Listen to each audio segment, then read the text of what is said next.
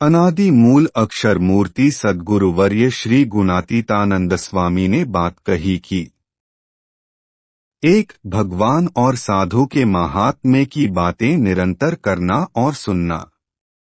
महाराज भगवान स्वामीनारायण तो अपने अक्षरधाम पार्षद तथा अपने समग्र ऐश्वर्य के साथ इस धरातल पर पधारे हैं। वे ऐसे के ऐसे ही हैं, अर्थात जैसे प्रत्यक्ष दृष्टिगोचर हो रहे हैं वैसे ही अक्षरधाम में भी विद्यमान हैं।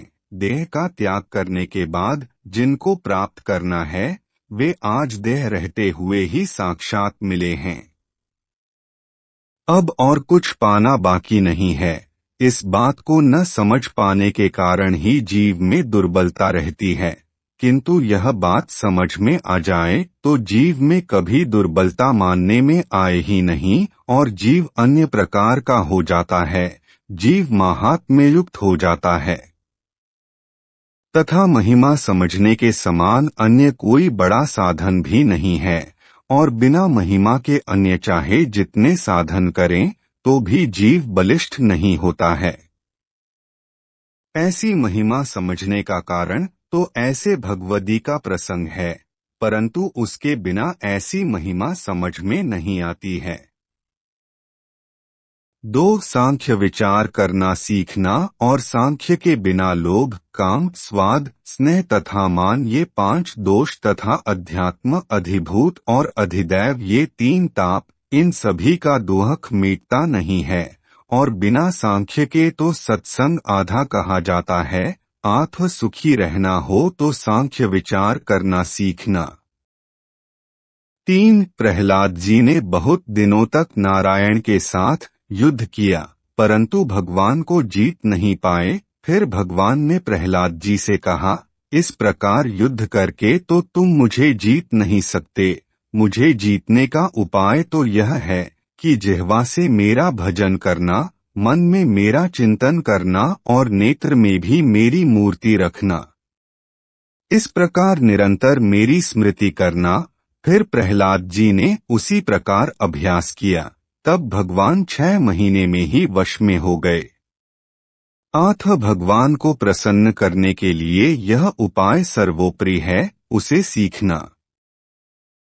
4 भगवान की महत्ता महिमा जिसकी समझ में आ गई हो, उसे चाहे जैसे देशकाल की प्रतिकूलता हो या शरीर में कितना भी बड़ा रोग आ जाए, ऐसी विषम स्थितियों में भी वह यह समझता है कि भगवान की मर्जी के बिना किसी के द्वारा एक पत्ता भी हिलना संभव नहीं है।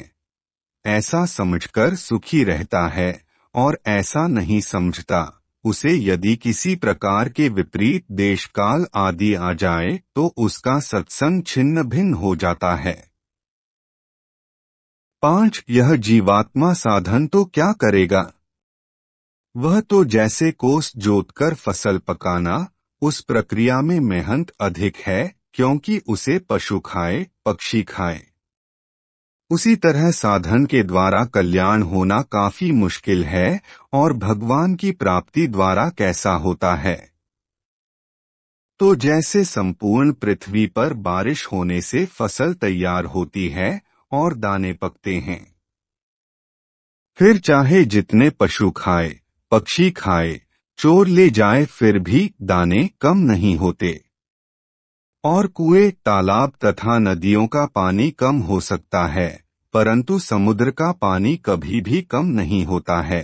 वैसे ही भगवान के द्वारा होने वाला कल्याण ऐसा है और यह तो बहुत ही दुर्लभ है परंतु महिमा समझ में नहीं आती है। 6 जिसने महान सत्पुरुष का सेवन किया हो और उनके गुणों को आत्मसात किए हो, उसे विपरीत देश काल कभी प्रभावित नहीं कर पाते।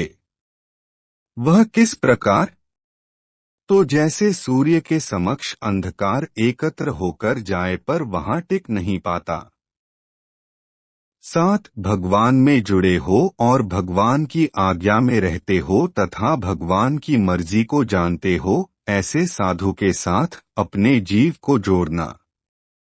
उनके द्वारा धर्म ज्ञान वैराग्य भक्ति और महिमा सहित उपासना आदि सभी गुण प्राप्त होते हैं, परंतु उनके बिना कैसे प्राप्त हो सकते हैं? और जैसे साधु का सेवन करें वैसे गुण आते हैं। साधारण कक्षा के साधु की संगति से मुमुक्षु भी साधारण हो जाता है, और यदि उत्तम की संगति होगी तो कोई पामर जीव हो वह बढ़ जाता है। आत्म सभी का कारण संग है।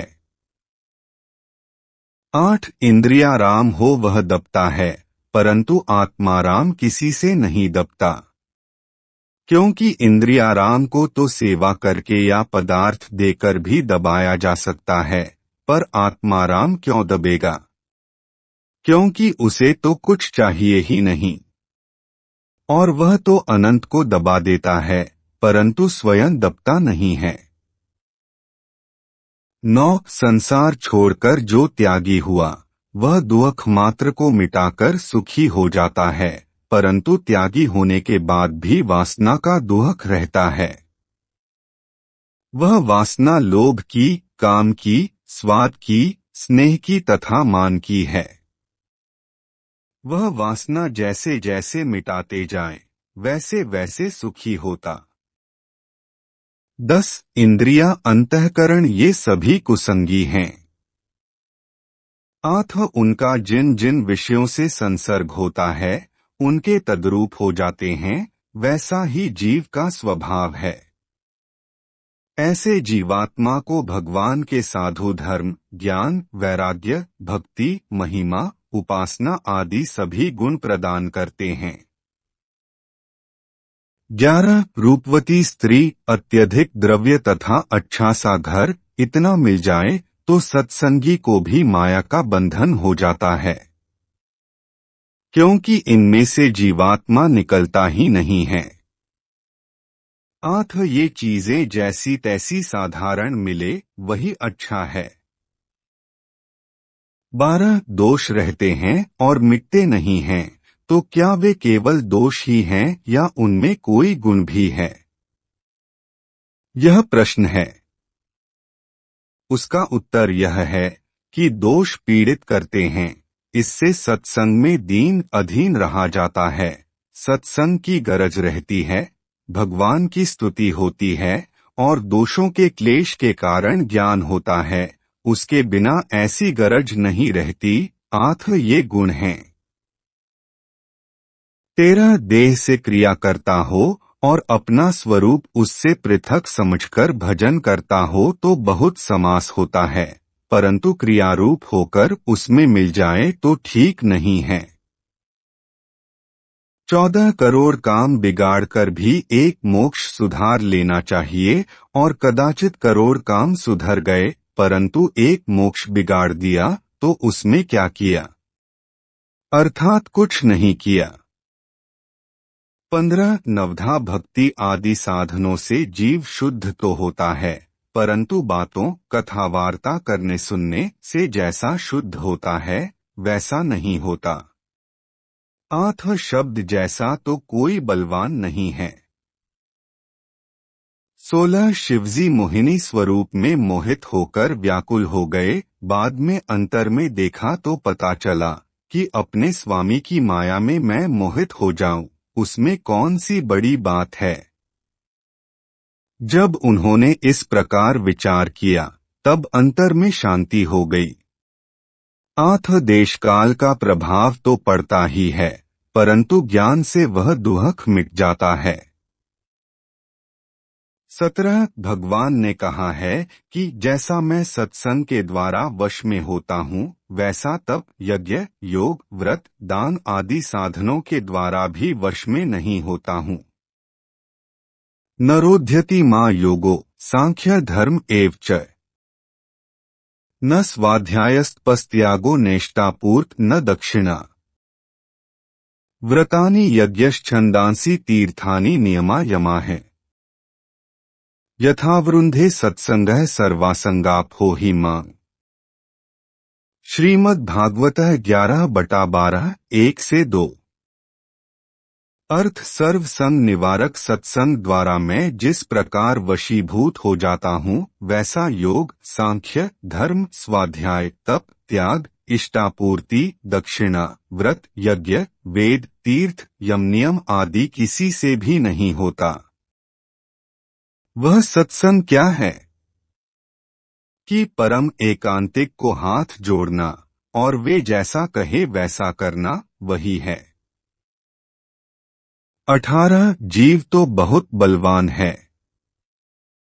जब वह शेर सिंह की देह में आता है तब कितना बल होता है। वही जीव जब बकरे की देह में आता है तब गरीब हो जाता है। 19 करोड़ रुपए खर्च करने पर भी ऐसे गुणातीत साधु प्राप्त नहीं होते और करोड़ रुपए देने पर भी ऐसी बातें कथा सुनने को नहीं मिलती और करोड़ रुपए देने पर भी यह मानव शरीर नहीं मिलता तथा हमने भी करोड़ जन्म धारण किए हैं परंतु कभी ऐसा योग नहीं मिला है, अन्यथा किस लिए शरीर धारण करना पड़े। 20 मोक्ष के दाता तो भगवान एवं साधु ये दो ही हैं और वैराग्य है, वह तो विषय के साथ वैर करवाता है परंतु भगवान का कार्य नहीं करता। आत्मनिष्ठा है, वह सबसे प्रीति तुड़वाती है परंतु भगवान का कार्य नहीं करती और धर्म है, उनके द्वारा सुखी रहता है परंतु भगवान का कार्य नहीं करता। आत्म मोक्ष के दाता तो भगवान और साधु ये दो ही हैं, इसलिए उनका अवगुण नहीं लेना। 21 आज तो भगवान ने सभी का सामर्थ्य ढंग कर रखा है, अन्यथा कितनों को शाप देकर जला डाले या फिर पागल होकर न जाने कहाँ चल निकले या स्वयं ही अपना शरीर त्याग करके चल बसे, परंतु ये तो किसी का चलने नहीं देते हैं। 22 भगवान अपने भक्त की रक्षा करने के लिए ही बैठे हैं, वह कैसे? तो जैसे पलक नेत्रों की रक्षा करती है, हाथ कंठ की रक्षा करते हैं, माता पिता अपने बच्चों की रक्षा करते हैं तथा राजा प्रजा की रक्षा करते हैं, वैसे ही भगवान हमारी रक्षा करते हैं। 23 भगवान किसी को समृद्धि देते हैं और किसी को नहीं देते हैं, इसे कैसे समझें? यह प्रश्न है। इसका उत्तर है कि अत्यधिक धन मिलने पर अधिक फैल होता है, इसलिए थोड़ा मिले वही अच्छा है। 24 5-10 बार स्वामीनारायण स्वामीनारायण नाम जाने अनजाने में भी लेंगे, उसका भी हमें कल्याण करना पड़ेगा तथा समस्त ब्रह्मांड को सत्संग कराना है। 25 जितने भी मायामय सुख हैं वे सभी बिना दुहक के नहीं होते, यह एक बात भी समझ लेनी चाहिए। 26 विषय का जो सुख है उससे आत्मा का सुख अति अधिक है तथा उससे भी अधिक भगवान का सुख है, वह तो चिंतामणि है। 27 एक आदमी ने लाख रुपए की बुद्धि खरीदी, उसी प्रकार मोक्ष की बुद्धि भी अनेक प्रकार की है जो बड़ों से सीखी जा सकती है। 28 हीरा किसी भी तरीके से टूटता नहीं है परंतु खटमल के खून से टूट जाता है, उसी प्रकार वासना किसी भी प्रकार से नष्ट नहीं होती है परंतु सत्पुरुष कहे वैसा करें, उनका गुण ग्रहण करें और उनकी क्रिया अच्छी लगे तो उससे नष्ट होती है, अन्यथा साधन तो सौभरी आदि ऋषियों के कैसे थे, फिर भी वासना नष्ट नहीं हुई। 29 सत्संग प्राप्त तो हो जाता है परंतु बिना संग के सत्संग का सुख नहीं आता है। किस तरह? तो जैसे कि खाना भोजन तो मिला परंतु बिना खाए सुख नहीं आता है, जैसे वस्त्र आभूषण मिले तो भी उन्हें बिना पहने सुख नहीं आता है, उसी प्रकार बिना संग के सत्संग का सुख नहीं आता है। 30 ऐसे साधु का मन में स्मरण करने से मन के पाप मिट नष्ट हो जाते हैं, और बातें सुनने से कान के पाप मिट जाते हैं, और दर्शन करने से आँखों के पाप मिट जाते हैं। इस प्रकार महिमा जानना। 31 इससे करोड़ गुना सत्संग होगा, और इससे करोड़ गुना लोग सत्संग से जुड़ेंगे, परंतु ऐसी बातें तथा ऐसी कथा नहीं मिलेगी और व्यवहार मुख्य हो जाएगा। आथ जो भी करना सहजता से करते रहना। और ये कारखाने तो ब्रह्मांड के आयुष्य तक चलने वाले हैं। आथ कथा वार्ता कहने सुनने का अभ्यास रखना, और हमें तो धर्म, ज्ञान, वैराग्य, भक्ति ये चारों बातें रखनी हैं, परंतु किसी एक को ही मुख्य नहीं रखना है। 32 त्याग, वैराग्य, नियम, धर्म आदि की कुछ बातें कहकर कहा कि त्याग वैराग्य को क्या करना है। जीवात्मा चाहे जैसा हो, परंतु भगवान के भक्त में आत्मबुद्धि है, वही सत्संगी है। उसके बिना तो चाहे जितनी भक्ति करे तो भी क्या, और कृपा के फलस्वरूप अखंड मूर्ति देखे तो भी क्या। आथ भगवान के भक्त में आत्मबुद्धि रखना, यही सत्संग है। वह सत्संग तो रात्रि प्रलय तक करेंगे तभी होगा, उसके बाद उसे देशकालादि का विपरीत असर नहीं होगा। ऐसा सत्संग होगा, तब तक करते रहना है। 33 इन बातों से तो ब्रह्मरूप हो जाएंगे, तथा बालिका, युवती और वृद्धा इन तीनों प्रकार की स्त्रियां, कचरा एवं कंचन सभी समान लगने लगेंगे, तथा कुछ भी देखा, कैसे भी लुभावने पंचविषय देखे, पसंद नहीं आएगा, ऐसी स्थिति हो जाएगी। तब आप कहेंगे कि बातें तो सुनते हैं, परंतु ऐसा होता क्यों नहीं है। सो तो आज ही आम बोया और कल से फल कैसे मिलेंगे। परंतु वही आम्रवृक्ष जब 10 साल का होता है, तब उसमें आम के फल लगते हैं, उसी प्रकार होने वाला है। वच कारी 12 34 हमें जांच करनी है कि 1000 रुपए मिले तो उसका फल क्या है, तथा लाख रुपए मिले उसका फल क्या है, तथा करोड़ रुपए मिले उसका फल क्या है। क्योंकि एक रोटी से तो ज्यादा खा नहीं सकते। आथ उसका परीक्षण करना और अंतर्वृत्ति करना सीखना। आलोड्य सर्वशास्त्राणि विचार्य च पुनः पुनः इदमेकं सुनिष्पन्न ध्येयो नारायणो हरिः। लिंग पुराण 7 नवंबर 2002। अर्थ सभी शास्त्रों का पठन करके अनेक बार सोचकर यह एक ही निश्चय हुआ है कि एक भगवान नारायण हरि का ही ध्यान करना। इस श्लोक में व्यास जी ने सभी शास्त्रों का सिद्धांत कहा है कि भगवान का आश्रय करना। उसी प्रकार हमने भी जांचा और परखा है कि सभी शास्त्रों का सिद्धांत तो साधु का संग समागम ही है। 36 लक्ष्मी जी की समझ सबसे अधिक कही गई है, क्योंकि उनको भगवान में निर्दोष बुद्धि थी, फिर भी उनमें स्त्री का भाव तो था ही। आथ उनसे अधिक उद्धव जी की समझ है, क्योंकि उद्धव जी ज्ञानी थे एवं उनको भगवान में निर्दोष भाव था, परंतु उनको गृह त्याग करना मुश्किल हुआ।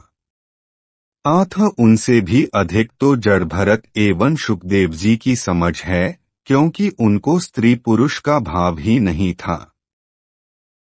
37 संपूर्ण कल्प तक भगवान के समक्ष देखकर बैठे रहे तो भी बिना निषेध किए तो विषय मिटते नहीं हैं, और साधु मिले तो मिटाते हैं, तथा निर्विकल्प समाधि होने पर भी विषय नहीं मिटते हैं, और ज्ञान की समाधि होने पर मिटते हैं।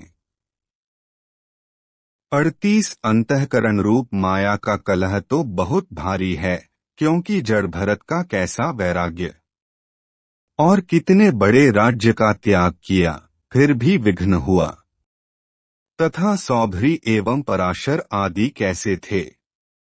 उनको भी माया के धक्के लगे, माया के बंधन में आ गए। आठ साधु ज्ञान देकर जन्म देते हैं तथा विषय भोग का निषेध करते हैं, तभी वह विषय का कलह मिटता है, परंतु उसके बिना नहीं मिटता है। तथा पूरी उम्र भगवान के साथ रहे तो भी ज्ञान के बिना कसर नहीं मिटती है। 39 वचनामृत पढ़वाकर उसकी बात कही कि कदाचित भगवान की मूर्ति में जुड़ जाए तो भी कुछ खोट कमी कैसे समझ में आए। आठ सभी से अधिक समझदारी है। फिर नाड़ियां तनकर समाधि हो या न हो तथा सांख्य एवं योग से भी भगवान की सर्वोपरिता समझना वह श्रेष्ठ है। 40 श्रीजी महाराज ने कहा था कि हमने एक बार अलैया गांव में दृष्टि करके अनंत जीवों को ब्रह्ममहोल में भेज दिए थे, परंतु कोई वहां टिक नहीं पाया। आठ ज्ञान देकर जैसा होता है वैसा केवल दृष्टि करने से नहीं होता है। 41 प्रेमी भक्त का स्नेह तो टंकी के पानी के समान है और ज्ञानी भक्त का स्नेह तो पाताल के पानी के समान है। जो प्रेमी भक्त है उसका तो भगवान एवं साधु को ध्यान रखना पड़ता है, परंतु ज्ञानी भक्त का ध्यान रखना नहीं पड़ता। 42 कोई लोभ का त्याग कर सकता है, स्वाद स्नेह मान का त्याग कर सकता है, परंतु स्त्री तो हृदय में से निकलती ही नहीं है। रूप के प्रति आसक्ति के समान बलवान तो कुछ है ही नहीं और यह विषय तो जीव मात्र में रहा है। वह तो बड़ों के अनुग्रह से ही मिटता है, परंतु उसके बिना नहीं मिटता है। 43 हमने परख कर देखा तो यह जीवात्मा कभी भगवान के मार्ग पर नहीं चला है, यह तो बिल्कुल नया आरंभ है। जीव मात्र को तो केवल खाना, भोजन, स्त्री तथा धन इन तीन का ही चिंतन है तथा उन्हीं का मनन, उन्हीं की कथा, उन्हीं का कीर्तन और उन्हीं की बातें एवं उन्हीं का ध्यान है। इन सभी में भी द्रव्य के प्रति आसक्ति का तो केवल मानव जाति में ही है, बाकी खाना, भोजन तथा स्त्री इन दो का तो जीव मात्र को चिंतन है, क्योंकि भगवान की माया का चक्कर ही ऐसा है। जिसको उनका चिंतन नहीं होता वह तो देवों का भी देव है, परंतु वह मनुष्य नहीं है तथा खाना, भोजन, स्त्री एवं निद्रा इन तीन बातों में गुरु नहीं करने पड़ते हैं। जैसे नदी का प्रवाह समुद्र की ओर चलता है, उसी प्रकार जीव को तो विषयों की ओर चलने की रीति है, इनसे वापस मुड़ना यह तो साधु का मार्ग है। 44 इस देह में और इस संसार में हम चिपकेंगे, आसक्त होंगे तो भगवान चिपकने नहीं देंगे। जैसे रवजी सुतार की शादी तो कराई परंतु संसार सुख नहीं लेने दिया, बाद में संसार की आसक्ति तुड़वाकर अंत में साधु बनाया, इस प्रकार भगवान बंधने नहीं देंगे। 45 देह में रोगादि दुख आ जाए वे तो उन्हें भेजने वाले मिटाएंगे, तभी मिटेंगे, परंतु अन्य किसी से मिटने वाले नहीं हैं। जैसे राजा का भेजा गया मोसल आता है तो वह राजा की चिट्ठी आती है तब उठता है, परंतु ग्रामजनों से नहीं, इस प्रकार समझना। 46 विषय का तिरस्कार तो अक्षरधाम में, श्वेतद्वीप में, बद्रिकाश्रम में तथा इस लोक में बड़े एकांतिक के पास है। इन 4 स्थानों के बिना अन्य सभी स्थानों पर विषय का आदर है।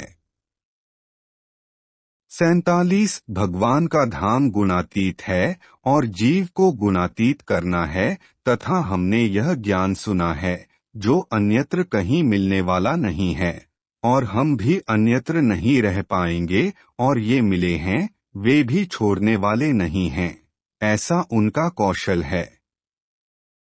तथा जो आज का ज्ञान सुनकर जाता है उसे तो श्वेतद्वीप और उसकी इस तरफ के कोई पहुंच नहीं पाते हैं, और यह ज्ञान तो फिरंगी की तोपों के समान है। इसके आगे दूसरों का ज्ञान तो पटाखे जैसा है। कहा भी गया है कि अवसरे रे दयालु बहु दया करी रे, जन्ना अवगुण्य रे नाथ गणता नथी रे, शरणे आव्या तेना श्याम सुजाना अवसर। कीर्तनसार सागर 201। अर्थ, यह ऐसा समय है कि श्रीहरि अत्यंत दया करके अपने भक्तों के अवगुणों को नजरअंदाज करके केवल अपनी शरण में आए हुए भक्तों पर परम हित की दृष्टि से देखते हैं। भगवान तो ऐसे हैं, इस प्रकार बहुत महिमा कही।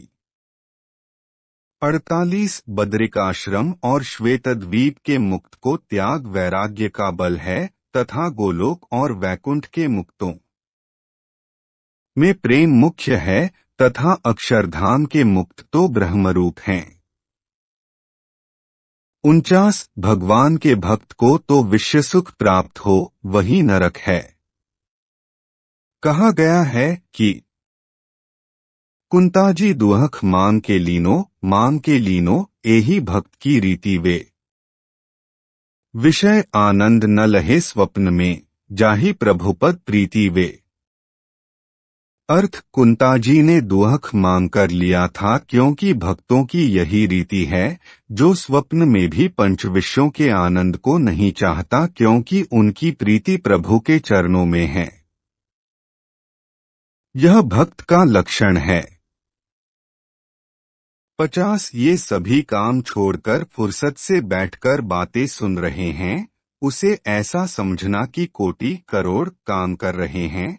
वह क्या तो यमपुरी 84 तथा गर्भवास इन सब के ऊपर लकीर खींच रहे हैं, परंतु फुर्सत से बैठे हैं, ऐसा मत समझना।